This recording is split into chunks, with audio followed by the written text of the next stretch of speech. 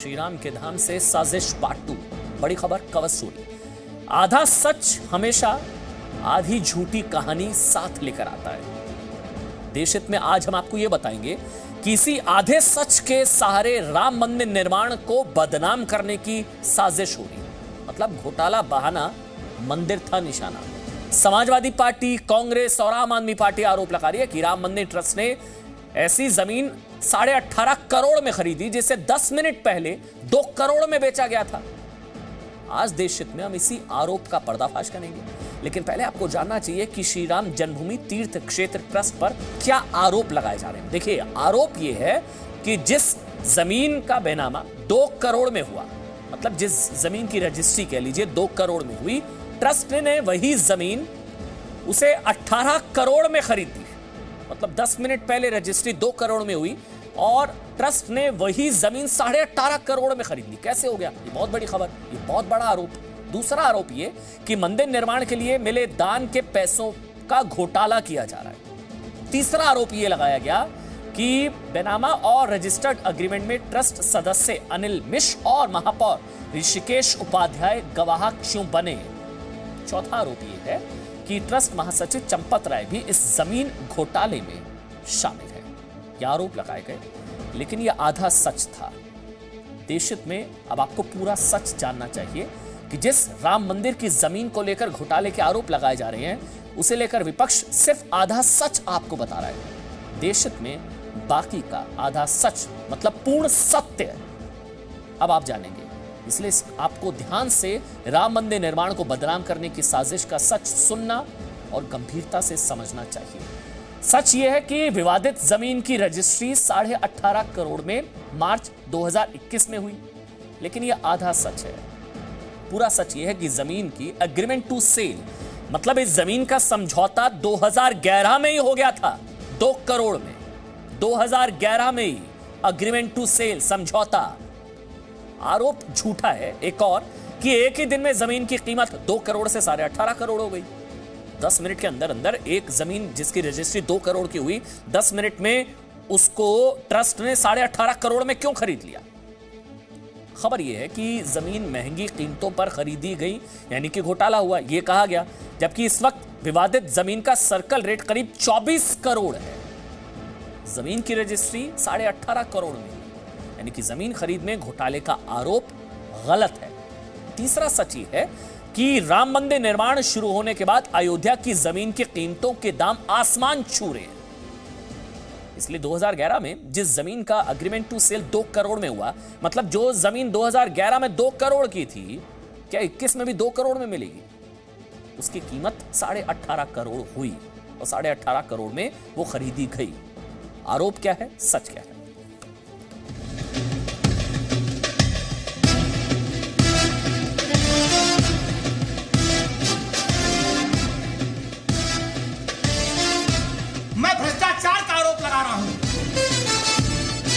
हमको आरोप लगते ही रहते हैं। मैं 100 साल से आरोप ही देख रहे हैं हम लोग।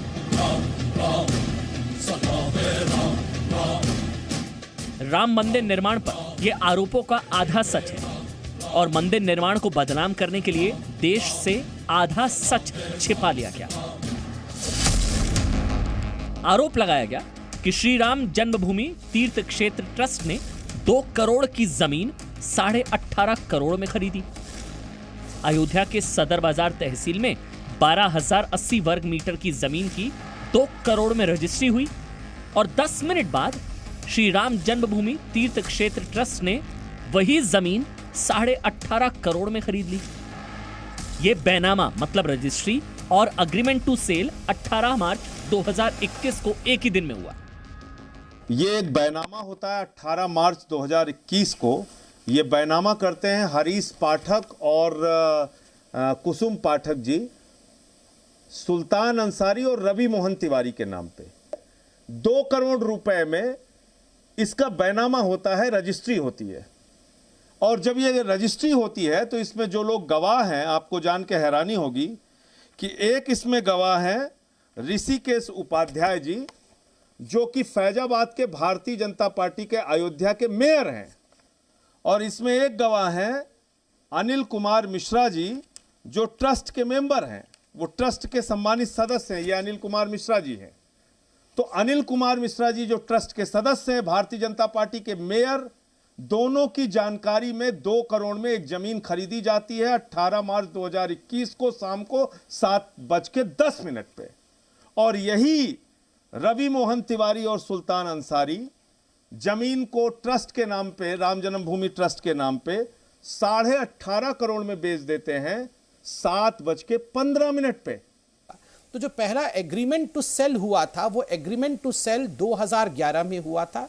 मैं ये कागज आपको प्रस्तुत करना चाहूंगा, आप देख सकते हैं ये कागज है, पहला एग्रीमेंट है। एग्जैक्ट 4/3/2011, 4/3/2011 ये पहला एग्रीमेंट हुआ है। नीचे देख सकता हूं कुसुम जी, आप भी देख सकते हैं, कुसुम और हरीश आप दोनों को देख सकते हैं। और ऊपर जिनके साथ ये एग्रीमेंट हुआ है वो है इरफान अंसारी। दरअसल जो अभी हम सुल्तान अंसारी कह रहे हैं, सुल्तान अंसारी के पिताजी हैं जिनका नाम है इरफान अंसारी। तो ये विषय उस जमाने से चल रहा है जब सुल्तान अंसारी के पिताजी एक्टिव थे। ट्रस्ट के मुताबिक श्री राम जन्मभूमि की जिस जमीन को लेकर घोटाले के आरोप लगाए जा रहे हैं उसका 2011 में ही 2 करोड़ में बेचने को लेकर समझौता हुआ था। जमीन विक्रेता थी कुसुम पाठक और जमीन खरीदार थे सुल्तान अंसारी। 2011 से 2019 तक 3 बार जमीन को 2 करोड़ में बेचने को लेकर समझौते को रिन्यू किया गया। सितंबर 2019 को जमीन की मालिक कुसुम पाठक और सुल्तान अंसारी के बीच तीसरी बार समझौते को आगे बढ़ाया गया। 2 करोड़ में बेचने का समझौता हुआ। इसके बाद 9 नवंबर 2019 को राम मंदिर पर सुप्रीम कोर्ट का फैसला आया। अयोध्या में जमीन की कीमतें आसमान पर पहुंच गई। 18 मार्च 2021 को सुल्तान अंसारी ने 2011 से चले आ रहे अग्रीमेंट के मुताबिक कुसुम पाठक से 2 करोड़ में वो जमीन खरीद ली और फिर उसी जमीन को सुल्तान अंसारी ने श्री राम मंदिर तीर्थ क्षेत्र ट्रस्ट को 18.5 करोड़ में दे दी। पूरा आरोप राजनीति से प्रेरित है, असत्य है, क्योंकि राम जन्मभूमि तीर्थ क्षेत्र ट्रस्ट जो भगवान राम के भव्य मंदिर का निर्माण हो रहा है। श्री राम जन्मभूमि तीर्थ क्षेत्र ट्रस्ट पर जमीन घोटाले का आरोप लगाने वालों ने देश को यह सच नहीं बताया कि 2011 में ही इस जमीन को 2 करोड़ में बेचने को लेकर समझौता हो चुका था और खरीदार ने 10 साल बाद 2 करोड़ की जमीन 18.5 करोड़ में बेची। विश्व हिंदू परिषद अब उन लोगों पर मानहानि का केस दायर करने की तैयारी कर रही है जिन्होंने जमीन घोटाले का आरोप लगाकर मंदिर निर्माण को बदनाम करने की साजिश की। कुछ लोगों का स्वभाव है कि झूठे आरोप लगाओ, मामला कोर्ट में जाए और कोर्ट में जब बढ़े तो माफी मांग लो। हमने तीर्थ क्षेत्र को सुझाव दिया है कि मानहानि का मुकदमा इस बार करना चाहिए और इस फैसले के साथ करना चाहिए कि माफी मांगने पे छोड़ेंगे नहीं। यह भी साफ है कि आरोप लगाने वालों ने ना तो कुसुम पाठक से बात की, ना ही जमीन खरीदकर ट्रस्ट को बेचने वाले सुल्तान अंसारी से। 2011 के समझौते को भी छिपाया गया ताकि राम मंदिर निर्माण को बदनाम किया जा सके। ब्यूरो रिपोर्ट, जी मीडिया। अब देशहित में दूसरा सवाल यह कि एलजेपी लोक जनशक्ति पार्टी के चिराग तले बगावत क्यों हो गई है?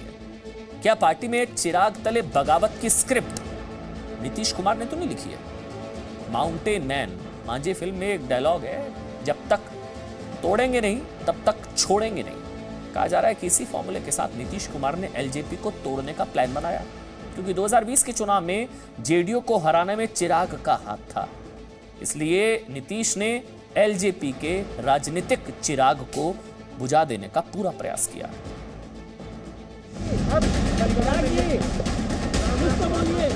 आज एक राष्ट्रीय अध्यक्ष को अपने ही सांसद के घर में प्रवेश के लिए, एक भतीजे को अपने ही चाचा के घर में प्रवेश के लिए इंतजार करना पड़ा, वो भी 1-2 मिनट नहीं, 20 मिनट से ज्यादा।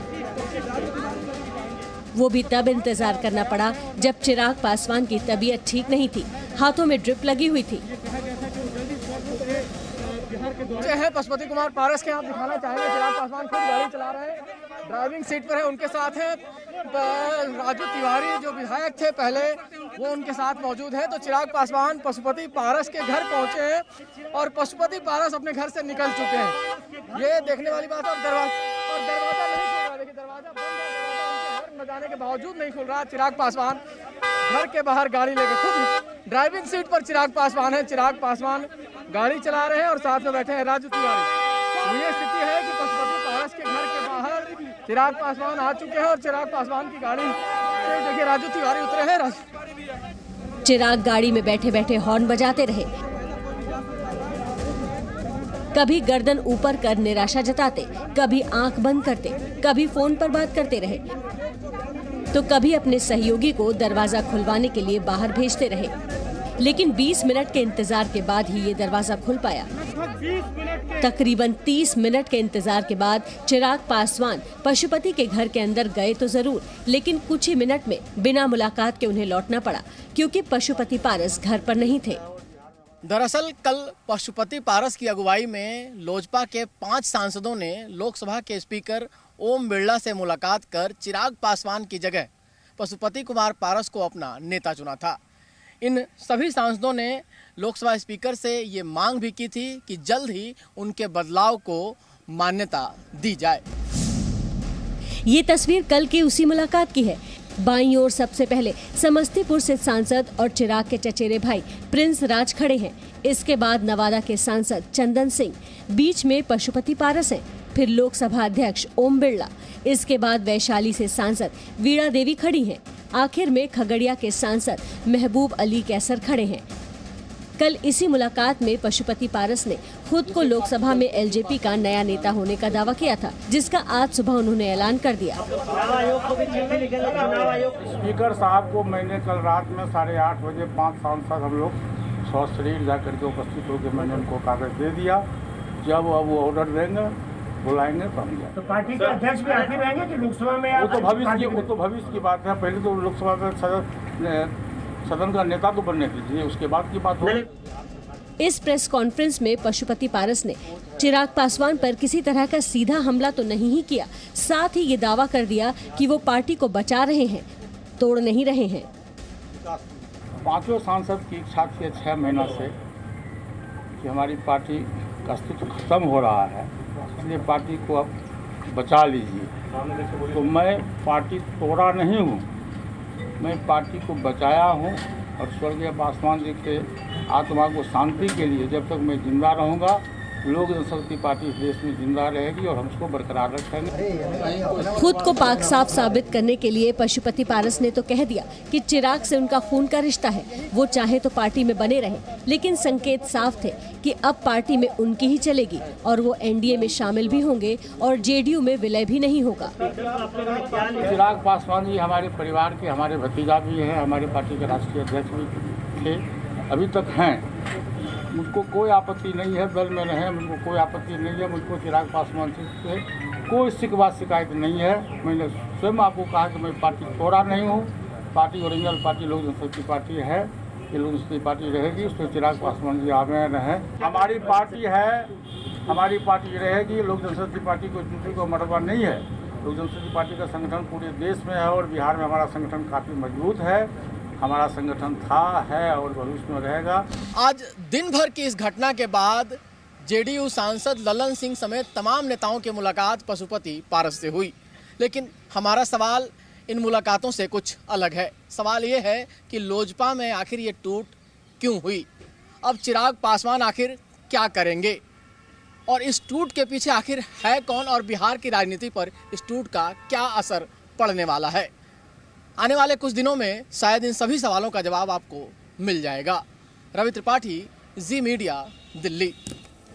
देश हित में अब बात होगी लापरवाही से खुले छोड़े गए बोरवेल के उन गड्ढों की जो हर साल कई मासूमों के लिए संकट बन जाते हैं। ब्लैक होल, जी हाँ, बोरवेल या बच्चों के ब्लैक होल देश के अलग अलग हिस्सों में खुले छोड़े गए बोरवेल के गड्ढों में गिरकर कई मासूमों की जान जा चुकी है। सुप्रीम कोर्ट ने भी बाकायदा बोरवेल के लिए निर्देश जारी किए हैं, लेकिन ऐसी घटनाओं से कोई सबक ही नहीं सीखा जाता है। उत्तर प्रदेश के आगरा में आज ऐसे ही एक बोरवेल के गड्ढे में एक मासूम की जान फंस गई। 9 घंटे चला रेस्क्यू ऑपरेशन और 9 घंटे के रेस्क्यू ऑपरेशन के बाद सेना और एनडीआरएफ की टीम ने 3.5 साल के मासूम शिवा को 95 फीट की गहराई से सकुशल निकालने में कामयाबी हासिल की।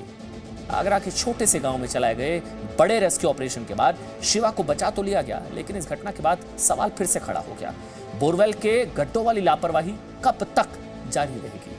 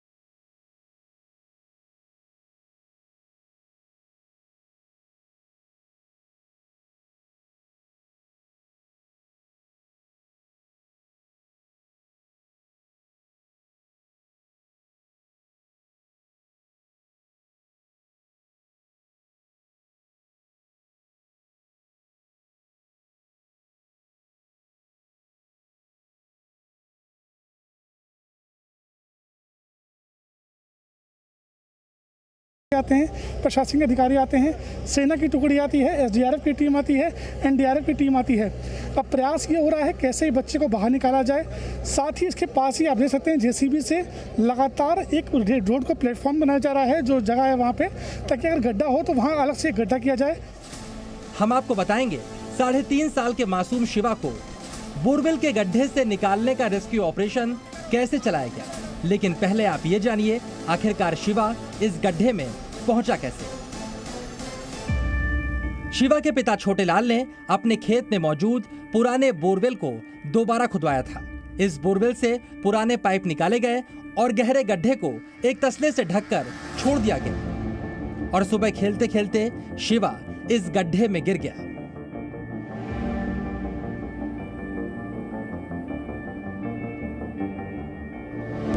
घरेलू बोरवेल जो कि खराब हो जाता है, उसमें 130 फीट तक गहरे पाइप होते हैं, उसे निकाला जाता है, लेकिन उस गड्ढे को बंद नहीं किया जाता है।